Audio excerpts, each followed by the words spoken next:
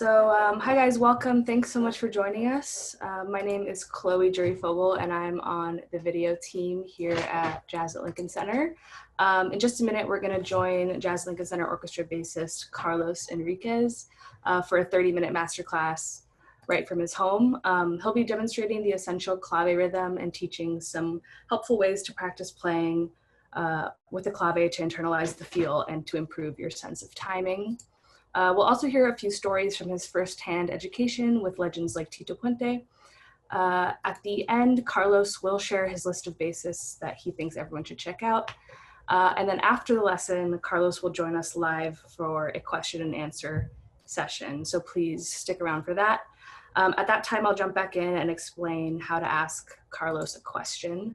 For now, hope you all enjoy our first online JLCO masterclass. Hi, this is Carlos Henriquez, and today's tutorial is about playing with clave. I'm going to demonstrate a couple things on the instrument that may facilitate and help you understand how to maneuver through clave, and I'm going to give you some demonstrations of how I learned it, and of course, this is something that's a life-going experience.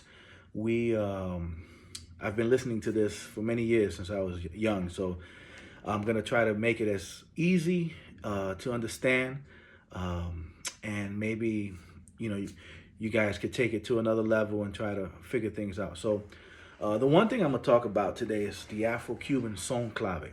Okay, it could be played in 3/2 and it could be played in 2/3. My experience with the son clave was always in 2/3, but there are many recordings out there where the song is played in 3/2. So that's up for grabs. I'm not gonna debate on that. Many people talk about them, but the clave is a 2-bar pattern, and it goes like this. 1, 2, 3, 4. 1, 2, 3, 4. 2, 2, 3, 4. 1, 2, 3, 4. 2, 2, 3, 4. And that one was a 3/2 clave. Now I'm gonna play you the 2/3 clave, which is just the reverse of what you just heard. 1, 2, 3, 4. 2, 2, 3, 4. 1, 2, 3, 4. 2, 2, 3, 4. 1, 2, 3, 4. 2, 2, 3, 4. All right. So we're gonna be talking about these 2-bar patterns, and just to give you an explanation of the concept and understanding of what the clave is. So we all love food. So when we cook, right, we cook with a pot or some type of a pot. And if we could use that analogy now and use the pot as the clave, then we could start understanding how it functions. The clave is a sustained pattern through many rhythms that are being played. And the goal of the rhythms is not to really interfere with the clave. The clave is a self-entity that must be heard at all times, and it does not like to be repeated by other instruments.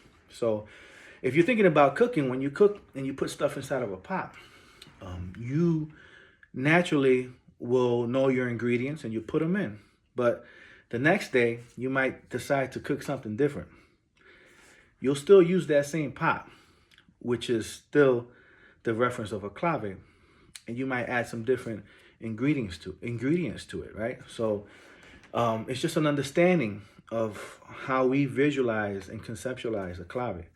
All right, so sometimes, and especially in Afro-Cuban music, you might hear somebody say, oh, we're gonna play a cha-cha-cha, or we're gonna play a mambo, or we're gonna play a son montuno, or we're gonna play a guajira.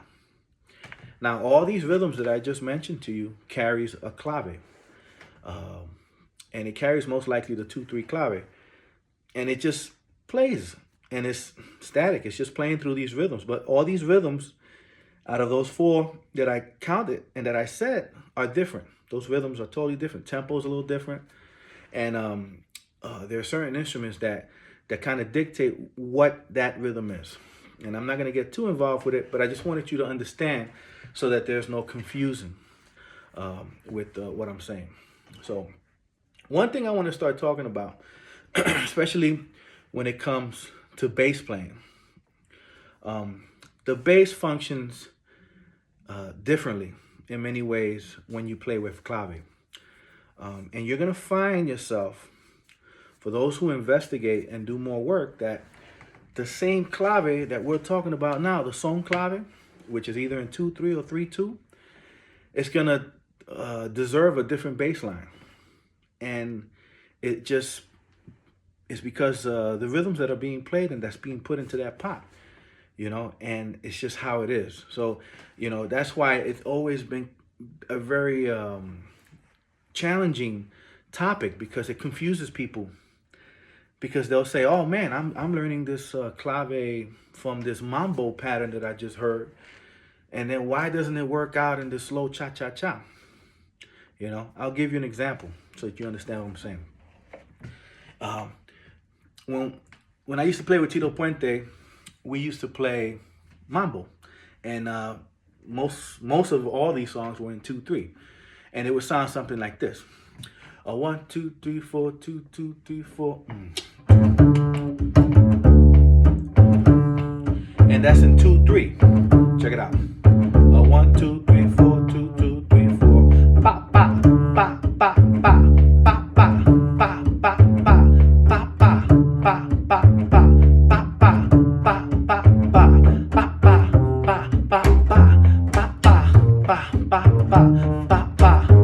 pa pa and it goes on, right? And that's 2/3, and we're playing a mambo. But now the same clave, I'm gonna play you a cha cha cha, and I want you to hear the difference. And it's the same clave. All right, one, and the tempo is a little different. 1 2 1 2 3 4.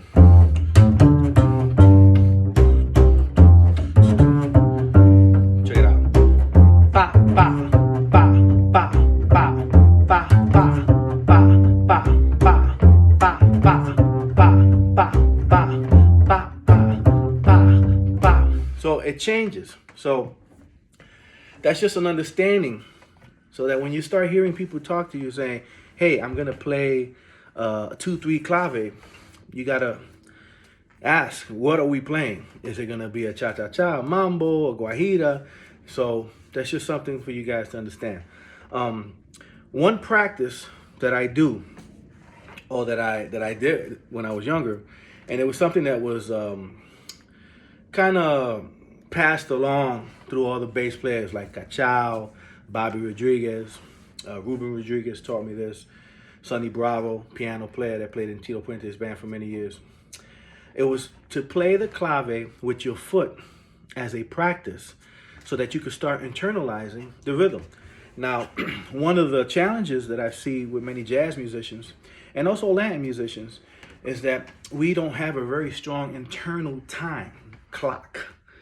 In other words, mayhem could be happening, and you should be able to control your time and keep it straight. And that has become a challenge for some. And this was a practice that I did as a young child, learning the instrument and learning the styles.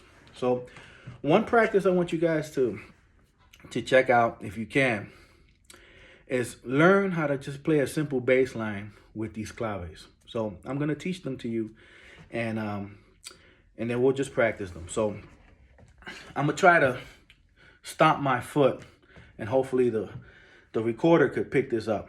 So I would start with the very basic son clave in 3/2, which is ba ba ba ba ba.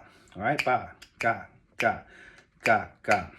And what I want you to do is I want you to take you could take any chord, any note, but just make sure you play them in successions as 1 5 1. Okay, so it could be all right, and the direction of this bass line is going to go downward.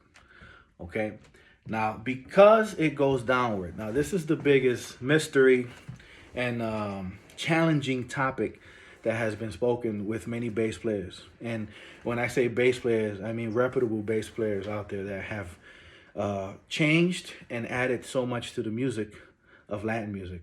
Cachao himself said that the lowest part of the bass chordal movement should be on the 3 side of the clave, which is the heavy grounded beat. Now, for those who study jazz, understand the big 4 from New Orleans music, which is a very heavy grounded beat on beat 4. In Latin music, it happens on every beat, on every bar. However, the clave falls with it every other bar.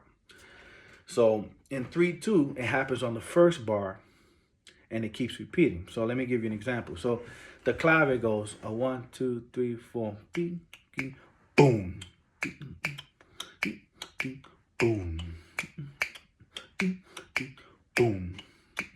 And that's where Cachao said you should put the low part of the chord, boom,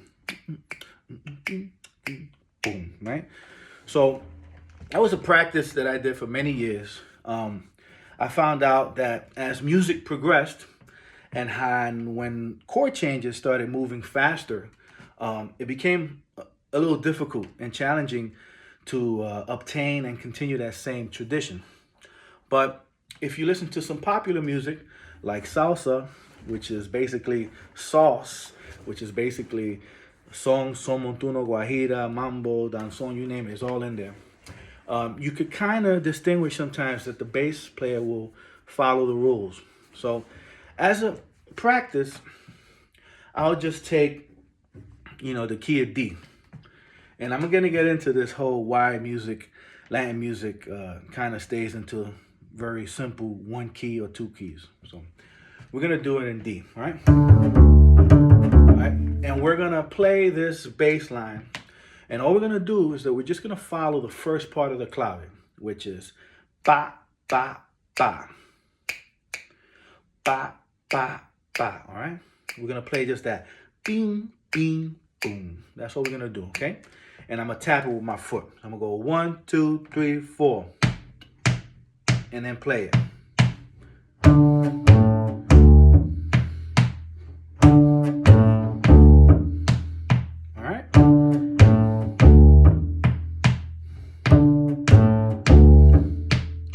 All right, and just do that to practice. All right, it's just, that whole vibe. It's hard at first if you're not used to it, but this is definitely going to make you a better musician, and it's going to definitely make your internal clock super strong. So the bass line that we just played with this 3/2 clave, it's not complete, but it gives you an understanding of how the sound of the chord, and that it's just 1 chord, but how the movement, the trajectory of the bass line falls with the big side of the clave. Bing, bing, boom. Bing, bing, boom. Okay? So we have to take that into consideration and practice that, because the hardest part is going to be the other bar, the one that we didn't play.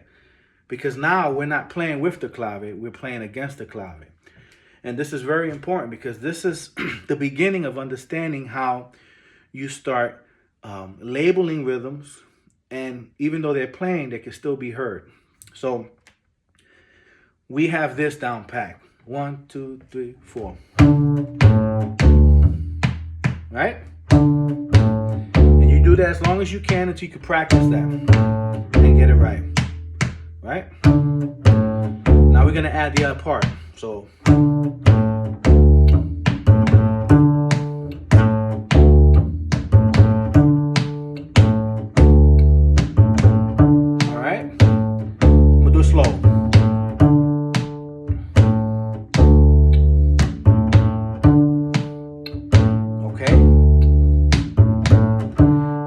be hard at first. If that happens, stop. Okay? And you could also do the other half. And stop. All right? So that's a practice that I did for a very long time. And you're going to catch yourself messing up. You're going to stumble on something. You just stop and just do it again. Now, the key to this is not to go on a gig and start tapping your foot and try to play the clave and stuff like that. This is just to work on your internal clock and to understand how the clave functions with the bass line. And this is a very simple bass line. We're going to talk about the 2-3 son clave, which is the same clave we were just dealing with, but just reversed. And when I say reversed, now we have spoken about the bass line falling down on the first bar. Bing, bing, boom, right? Now that's not going to happen because it's reversed. And the clave starts with 1, 2, 3, 4. So the function is still the same. However, now your low side has to wait and start on that second bar, right? So in 2-3 clave, the bass direction goes up. That's what I was told. And if you listen to Cachao and Bobby Rodriguez, you kind of see this pattern many times, and it repeats itself. So you understand how the function goes. So same thing. We're gonna stomp the clave, the 2-3 clave, which is this 1, 2, 3, 4. Okay. So a 1, 2, 3, 4. Right. Here we go, and the bass goes up. So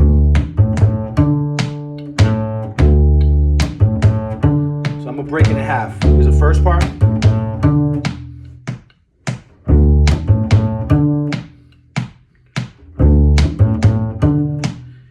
Here's the second half, right? First part, second half. First part, second half. First, second bar, first bar. And you hear the big 4. 1, 2, 3, 4. 1, 2, 3, 4. All right. So that's something you could practice. And as you get good at it, you could kind of move around with notes and changes. Go from 1 to the 4 to the 5, and see how you maneuver yourself to kind of figure out where the low part of the sound of that bass line could fall with the clave. Something I also learned as a child listening to this music is how important the 2 and 4 is. Ba ba, king king, ba ba, ding ding, boom, boom. It's something that I'm gonna get into, which is about the congas, and it's gonna also segue into why music, Latin music, people say, man, why are we always playing in one key? D7, C7, E flat 7, G7, F7. And it's basically because this instrument and the function of Latin music is basically the brother, or better yet said, the son of the congas. And that's what it is.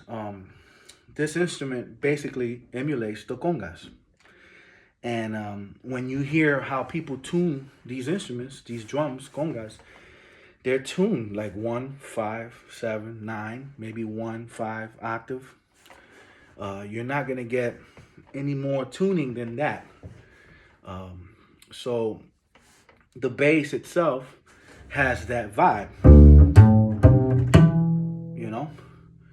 So the bass has somewhat of a conga roll. And one thing that I would recommend all students, if possible, understand the conga pattern. And I'm gonna do a quick tutorial on the conga pattern. You know, I may look funny doing this, but you're gonna understand something about what the function of the conga is, and the bass. So the function of the conga pattern sounds like this. All right.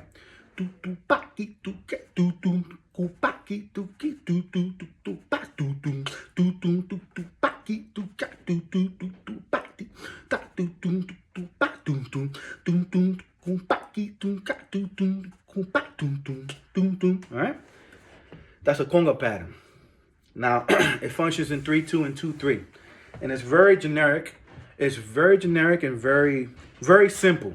Very simple form. So what I'm going to tell you now is I'm going to slowly sing the same conga pattern, but I'm going to actually start accenting what the bass does. And you're going to see how similar both instruments are. So the bass does this. Bing, boom, bing, bing, boom, boom, boom, bing, bing, boom, right? Boom, boom, 1, 2, 3, 4. Do do back it, do got do go back it, do got do go back do go back it, do got do right? Do go back it, do got check it out. Do top beat, do got do go boom boom do bing doom do back ding do. That's the bass. Do go back ding do. And the congas going do back it do got do back do back it do got do go back do. The bass bing doom boom boom do back ding doom back do back ding boom. So that's how we start dealing with this conversation with the congas. Bing boom do back do back.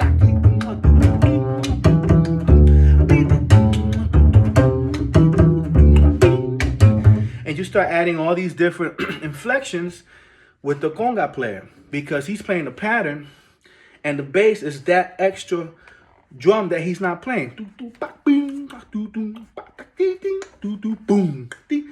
So it can get very interesting. So I don't want to complicate this tutorial, but it's just an understanding so that you get a sense of how this functions. The best thing to do is to slowly learn the clave and internalize it and play a simple bass line. Before we end this tutorial, excuse me, I want to just give you an understanding of how I hear clave.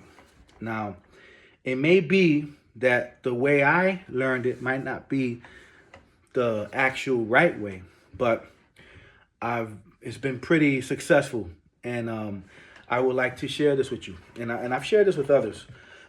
To me, when I hear 3/2 clave, and we know it's a 2-bar pattern, I usually hear the first bar of the pattern accented on upbeats, and the second part on downbeats. Let me give you an example. 1, 2, 3, 4, ba ba ba ba ba ba ba ba ba ba ba ba ba ba, and in 2/3 it's reversed. I usually hear downbeat oriented rhythms, and then the second bar is accented. 2/3. 1, 2, 3, 4. Ba ba ba ba ba ba ba ba ba ba ba boom boom bing boom boom bing ba ba ba ba ba, and it goes on. And there are musicians now who have taken this to a whole nother level. I mean, forget about it.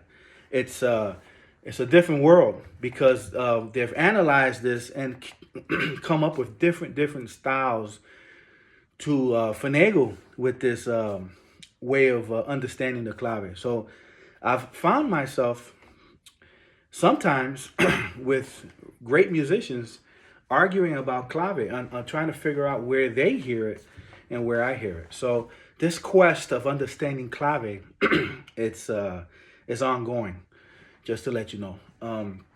What I'm going to do now before I end is I'm going to hum Happy Birthday. And I'm going to hum it in the 2 different claves so that you just get an understanding how you can manipulate melody to fit the clave. Now, clave is just that, remember that pot we were talking about earlier? You could add stuff to it. You could take stuff out. You know, but that pot is going to be what it is. It's either going to be a 2/3 pot or it's going to be a 3/2 pot. And you just have to learn how to deal with that, how to put things in and out. So check out this this exercise that I've created with the melody of Happy Birthday so that you get an understanding of how it works in 3/2 or 2/3. So I'm going to do the first one in 3/2. So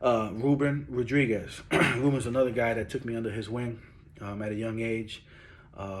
We were fortunate enough to play on Tito Puente's 1999 Live at Birdland, and it was great. We both shared the stage, and it was a great experience. I was 18, and it was something to just to dream about every day from that moment on. Ruben recorded many albums with RMM under Sergio George production. He plays electric and upright. He's another gentleman who respects the clave and with the modern sound of the popular music has utilized his way of maneuvering, the bass lines as I was speaking in a more modern fashion. And then the last gentleman I'm gonna talk about is Luquez Curtis. Now Luquez, I've been hearing about this gentleman since I was probably 16, 17. I had a group of kids in Connecticut that were emulating Fort Apache, and it was great to see. I remember passing by and seeing him at a very young age, and Andy was telling me how successful these kids were going to be. Not only him, his brother Zakai and his other family members. So Luquez is a part of the new tribe of traditional and modern bass players who fuses both together.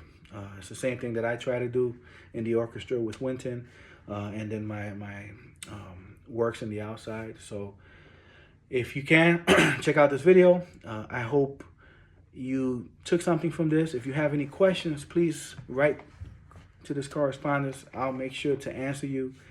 And please check out these other videos. I know we're home. Most of us are quarantined or stuck at the house for a while. So, we got to be hopeful and optimistic that everything's going to be well. And through this time off, let us all enjoy our company and our music. So be safe, and please check out this next video. Bye. All right, everyone. Thanks so much for tuning in. For anyone just joining us, this is a masterclass by Carlos Henriquez, bassist for the Jazz at Lincoln Center Orchestra, brought to you by the Jazz at Lincoln Center in New York City. Carlos has been teaching us about the clave, and he's now actually going to join us live to take questions from you guys. Before we get started, I just want to take this moment to give a huge thanks to all of our supporters who help us do what we can to serve the global jazz community. We wouldn't be here without you, and your support means so much. All right, I'm gonna let Carlos in. All right. Hey, Carlos, thanks so much for joining us. We're gonna open the floor up in a minute so that the viewers can ask you some questions, but I just wanna go over some housekeeping things first. So if anyone has a question they'd like to ask Carlos, we're going to ask you to use the raise hand feature in Zoom. To do this, click the participants on the bottom of your Zoom window, and then in the participants tab, press the raise hand button. To ask a question, please also make sure that your full name appears as your username so that I can call on you when it's your turn. If you need to change your username, open up the participants tab, find yourself near the top of the list, and press rename next to your account name. When it's your turn to speak with Carlos, I'll introduce you and turn on your mic so that we can hear your question. Okay, Carlos, are you ready? Yeah, I'm here. If everybody can hear me, I'm ready. Awesome. So do you have anything to say before I turn it over to the first question? Well, I just want to say thank you for those who checked this video out.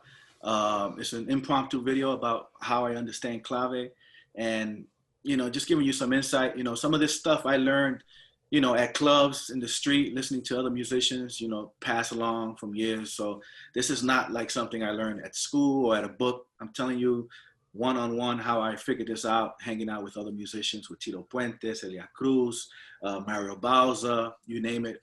There's a plethora of information that I was able to see at a young age. So hopefully I could translate it back to you guys as easy as possible.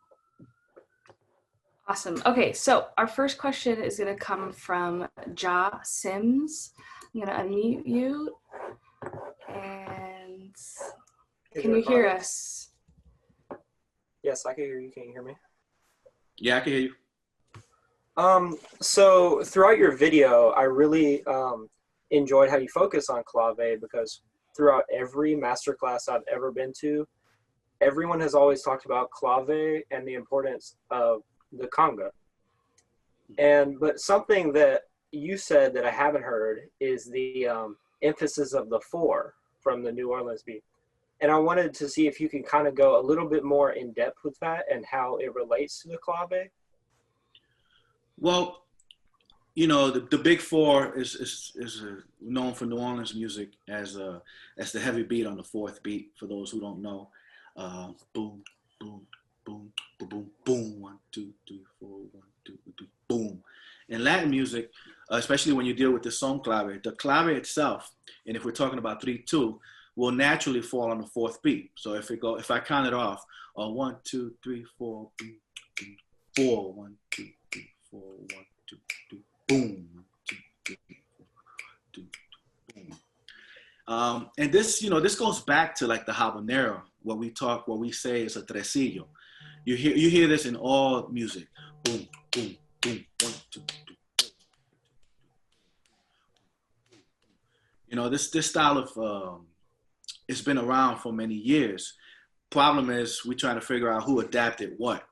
And from my understanding, I always go to the drums, right? The drums, they're from Africa. Those are the speaking truth of what we have to understand when it comes to music. So when I study this stuff, you know, I start analyzing as how these rhythms fall on a certain beat. And then, you know, for bass players who's listening out there, you have to figure out how your instrument correlates with other instruments so that you can find a partner on stage. So for me, the congas are my partner. So when I'm playing, I'm looking at that person, you know, and I'm checking out what they are playing so that I could fall in beat. The fourth beat in music, especially in dance music, is something that people should start learning how to feel, because it propels the beat. You know, I know some dancers who, you know, who dance on that beat, you know, and it's something that I just as a kid we listened to all these great musicians talk about, and that's how I slowly correlated the information.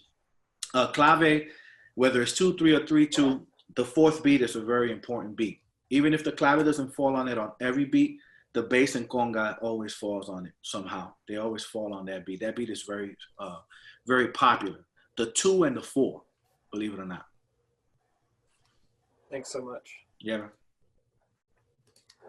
Awesome, thank you, Ja. Okay, our next question comes from Bernie Urenia. I'm going to spotlight you, and there you are, and I'll let me just unmute you. Nice. All Bernie, right, Bernie, what's your question? Coming from the Bronx, New York, I have my 6-string bass out. I was gonna ask, what is a good warm-up to do like every day while you're playing Latin music, or something to warm up to, you know, just to get the fingers looser? What is your daily warm-up routine just to get into that mood?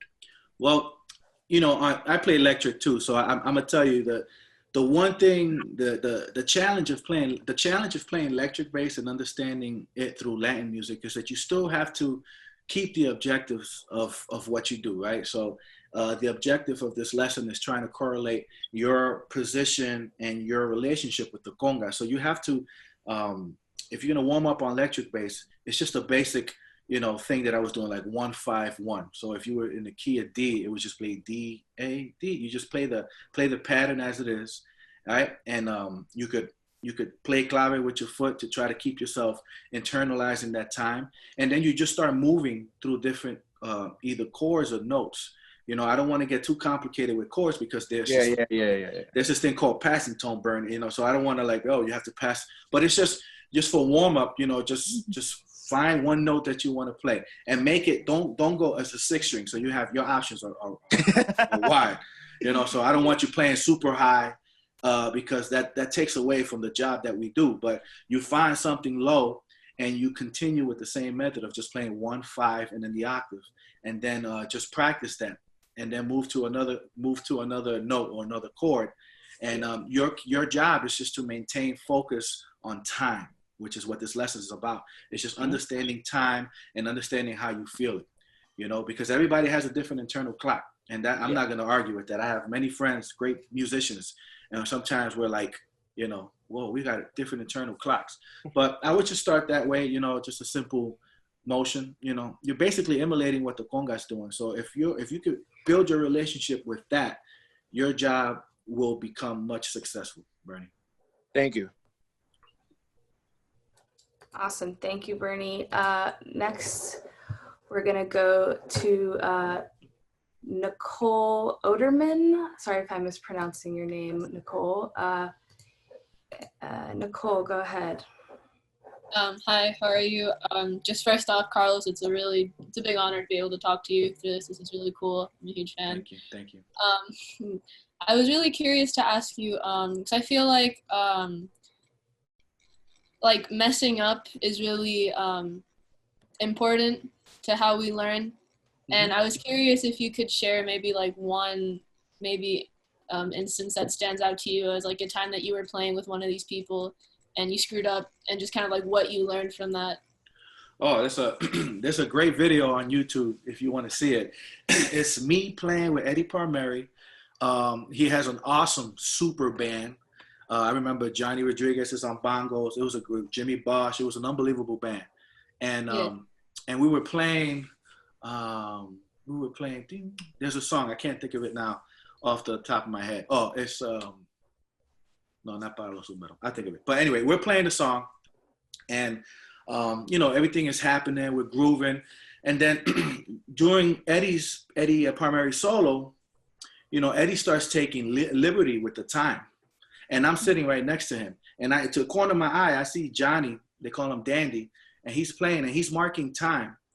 And for some reason, I choose to go with Eddie and neglect the rhythm section. Those are like my people that I'm supposed to be with. And for a minute, the time is off. And I'm like freaking out because I'm like, man, this is not happening. And I see Johnny looking at me with a face, and he's like banging on the bell, like, boom, boom, this is where the time is.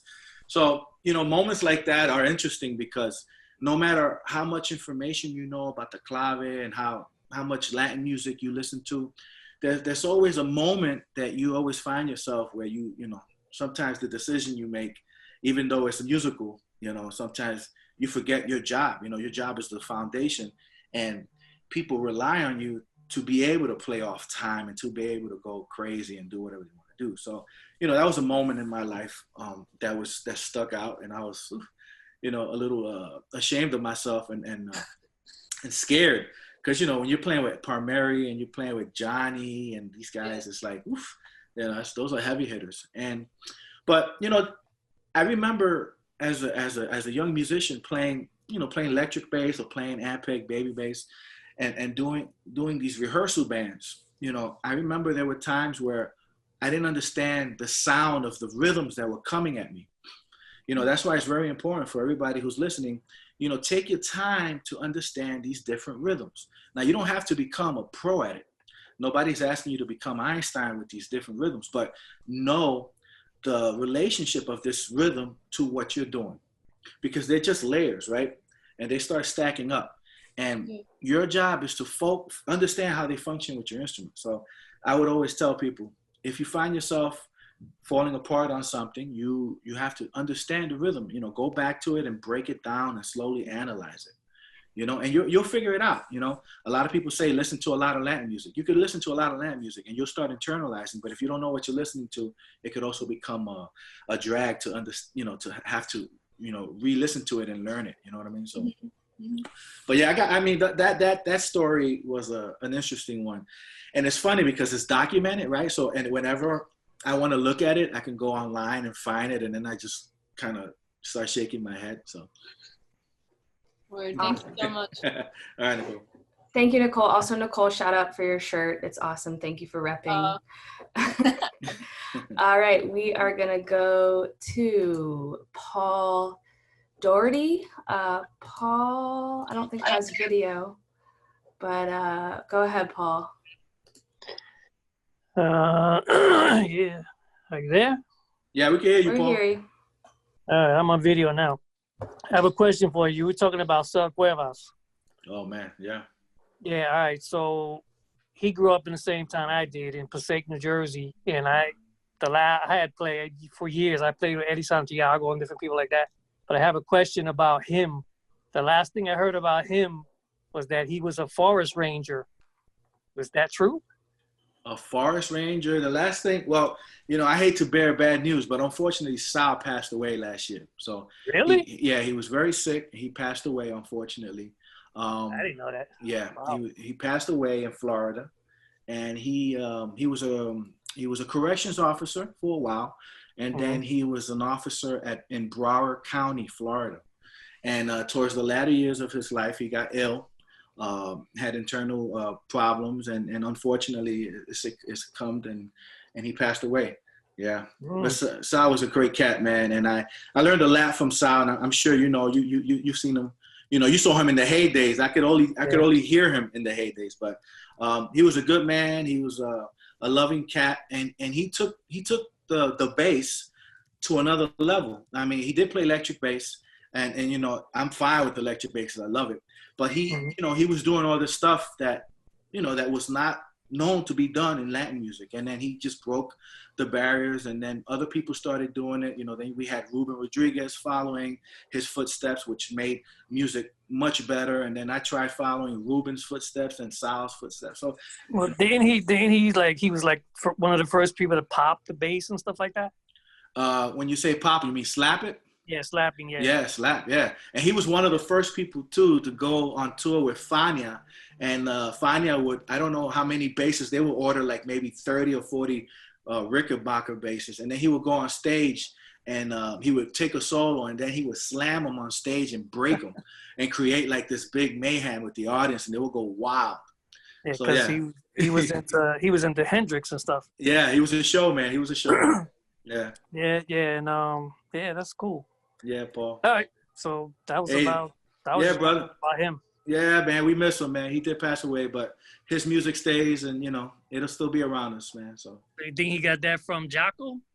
You know what? There was a lot of bass players around his time. Francisco Centeno, Marcus Miller. They were all listening to Larry Graham, Willie Weeks. There's so many of them, and he was just trying to fuse that with Latin music. Try to create a different sound and a different environment. Yeah, that's cool. Yeah. I was just wondering because the last I had heard that a few years ago, and I didn't know what was going on with that, but yeah, man, didn't make no sense to me. No, it's cool. It's cool. Thanks a lot. All right, Paulie. Thanks, bro. Bye. Thank you, Paul. We are coming up on the end here, everyone. We have time for one more question this session, but please make sure to join us again. We've got a great lineup of live events that we'll be hosting for free for you all throughout the coming days, including more masterclasses and conversations with members of the JLCO, question and answer sessions with Wynton Marsalis and special guests, live performances streamed from artists' homes, free education classes, and more. Our next JLCO masterclass is going to be a lesson on creating vocal effects on the trombone, led by JLCO trombonist Chris Crenshaw. We'll be broadcasting live this Friday, April 3rd, right here on Zoom at 4 p.m. and also at Facebook Live. For a full list of upcoming events and lots of our archived concerts, free education programs, and more, please check out Jazz Lincoln Center's brand new online hub at jazz.org. Again, just go to jazz.org and it will take you to our new online hub. You can also keep us up to date with us on social media. Just search for Jazz Lincoln Center on Facebook or follow us on Instagram and Twitter at jazz.org. That's JAZZDOTAO, jazz.org. Thanks again to everyone for joining us and for being part of this community. If it's within your means, please consider making a donation. Jazz Lincoln Center is a nonprofit organization making in New York City, committed to entertaining, enriching, and expanding a global community for jazz. We're extraordinarily grateful for every bit of support. And to our supporters and donors, we cannot thank you enough. We have time for one or two more questions. So let's go on to Kevin Castellanos. Kevin, you are up. Hi, do you listen to me? Yep. Yeah. Cool. Great class, man. Thanks a lot. Thank you, Kevin. I was wondering, Well, I have a question. How do you take in consideration the clave when composing or arranging for an ensemble that has no percussion? I'm talking, in my case, for a saxophone quartet. Yeah, well, the rules still stay the same. All right, you have to write in accordance to the rules of the clave. Like I was saying, the way I hear 3/2 is anticipated, and then the second half is downbeat. It's a very simple configuration and pattern. I mean, it gets complicated as because there are ways to mess around with the rhythm. But you at the end of the day, Kevin, you have to show your audience where the rhythm is. You have to make them feel, especially when you have music with clave. I think 9 times out of 10, it's going to be dance. People are going to want to move, so you're going to have to figure out ways to give certain positions of the sax section, the job of the bass part, the job of somebody that kind of emulates a conga, somebody who emulates, the cowbell. And with your writing, you have to develop a style which you kind of jump from one to the other, where you become very melodic, but at the same time, you're also becoming very rhythmic so that things could play off each other. And, I do it a lot when I write music for the band with Wynton. I find myself trying to write stuff rhythmically that plays off each other. But I'm thinking of it like rhythm, I'm always thinking rhythm. And that's how I do it, Kev. And, sometimes, if you write stuff that bounces off each other, when they play together, it's gonna sound good, Good. Yeah, Kev. Cool. Thanks, man. Gracias. Gracias. Awesome, guys. Unfortunately, that's all the time we have for today. I know, Carlos, we have some more events going on. Sure. So we're gonna throw it to them. But thank you again, everyone, for being a part of this, and we'll see you next time. All right, guys. Take care.